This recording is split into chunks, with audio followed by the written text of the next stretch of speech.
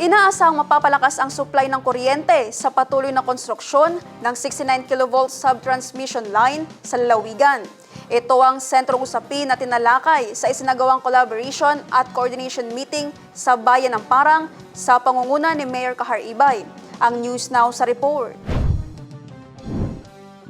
Pinangunahan ni Mayor Kahar Ibay ang isinagawang collaboration at coordination meeting na dinaluhan ng mga opisyal ng Maguindanao Electric Cooperative o Magelco sa pangunguna ng NEA Assigned Acting General Manager Suraina Khalid, mga kinatawan ng Cotabato Light at ng Arcons Corporation Project Team.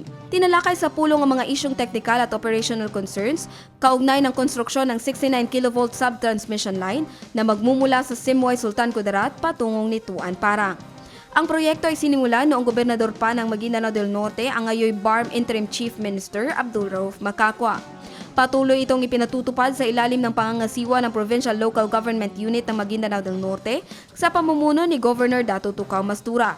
Ayon sa mga opisyal, layo ng proyektong ito na patatagin ang boltahe ng kuryente, pahusayin ang reliability ng power system at maiwasan ang malawakang brownout na mahalaga sa pagpapanatili ng ekonomikong aktibidad at sosyo-ekonomikong pag-unlad sa lalawigan.